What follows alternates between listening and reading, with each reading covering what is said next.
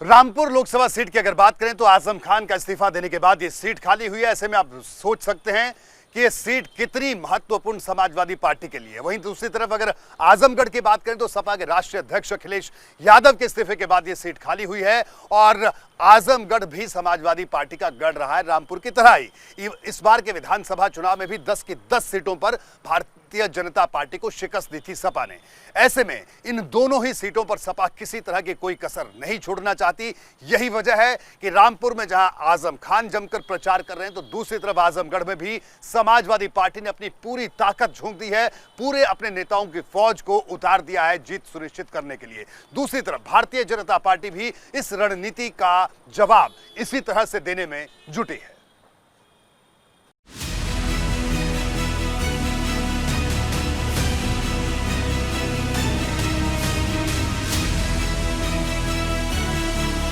आजमगढ़ का उपचुनाव सपा के लिए इतना महत्वपूर्ण हो गया है कि पार्टी ने प्रदेश भर के अपने नेताओं की पूरी फौज ही आजमगढ़ में उतार दी है। दरअसल इसके पीछे सबसे बड़ी वजह यह है कि ये सीट तब खाली हुई जब समाजवादी पार्टी के राष्ट्रीय अध्यक्ष अखिलेश यादव ने यहां से इस्तीफा दिया और उससे पहले जब 2022 के विधानसभा चुनाव हुए तब समाजवादी पार्टी ने आजमगढ़ की 10 विधानसभा सीटें जीत ली। आजमगढ़ लंबे समय से समाजवादी पार्टी का गढ़ रहा है और पार्टी किसी भी कीमत पर 2024 के लोकसभा चुनाव से पहले इस सीट को गंवाना नहीं चाहती। उत्तर प्रदेश में 2 लोकसभा सीटों पर उपचुनाव हो रहे हैं। रामपुर की सीट है और आजमगढ़ की सीट है। लेकिन समाजवादी पार्टी के लिए आजमगढ़ में जो लोकसभा का उपचुनाव हो रहा है वो कहीं न कहीं प्रतिष्ठा का प्रश्न बन गया है। 2024 के लोकसभा चुनाव से पहले ये जो उपचुनाव है वो समाजवादी पार्टी के लिए एक लिटमस टेस्ट जैसा है और समाजवादी पार्टी हर कीमत पर इस टेस्ट को पास करना चाहती है, क्योंकि उसे भी पता है कि अगर इस सीट पर उसे मात मिली तो 2024 के लोकसभा चुनाव से पहले बीजेपी जनता के बीच ये मैसेज देगी कि वो कितनी लोकप्रिय है। और ख़ासतौर से अगर आजमगढ़ की बात करें तो समाजवादी पार्टी का वो गढ़ माना जाता है। 2022 के जब विधानसभा चुनाव हुए तब आजमगढ़ की 10 सीटों पर समाजवादी पार्टी ने ही कब्जा जमाया। समाजवादी पार्टी ने धर्मेंद्र यादव को उम्मीदवार बनाकर यादव वोटर्स को अपने पक्ष में करने का काम तो किया ही है, लेकिन अब जिस तरीके से समाजवादी पार्टी के सारे नेता आजमगढ़ में डटे हुए हैं उसके जरिए भी पार्टी की कोशिश है कि हर बिरादरी को अपने साथ जोड़ा जाए।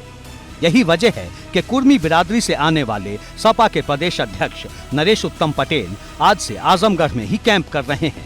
पार्टी के ब्राह्मण चेहरे मनोज पांडे को भी आज से आजमगढ़ भेजा गया है। अगर बात करें तो खुद प्रोफेसर रामगोपाल यादव इन दिनों आजमगढ़ में ही मौजूद हैं और चुनाव की रणनीति बना रहे हैं।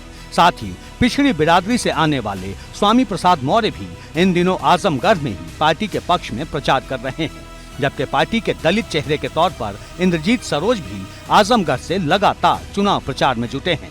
अंबिका चौधरी भी इस चुनाव प्रचार में लगे हैं। पार्टी के मुस्लिम चेहरे के तौर पर आजमगढ़ के रहने वाले और महाराष्ट्र से विधायक अबू आसम आजमी भी आजमगढ़ में ही डेरा डाले हुए हैं, जबकि जूही सिंह भी इन दिनों आजमगढ़ में ही मौजूद हैं।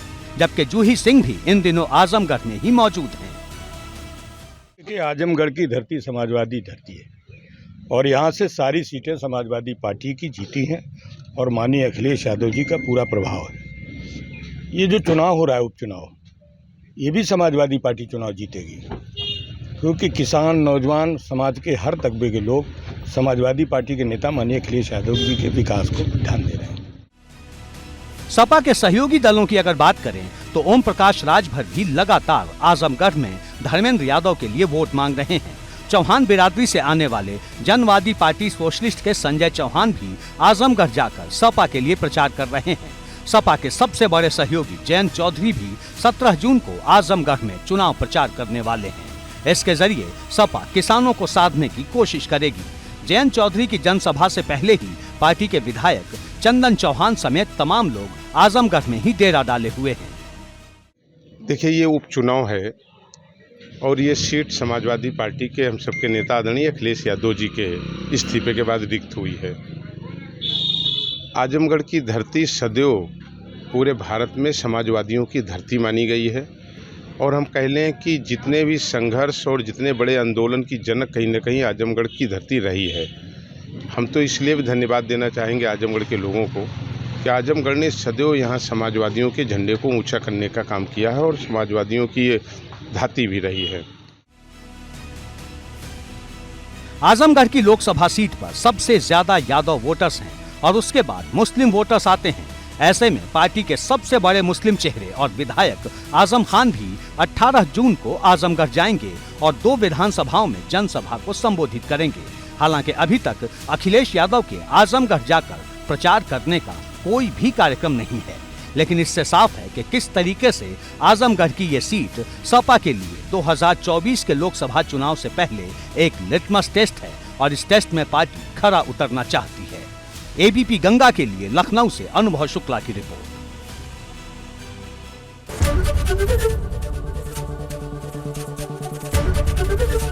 एबीपी गंगा, खबर आपकी, जुबान आपकी।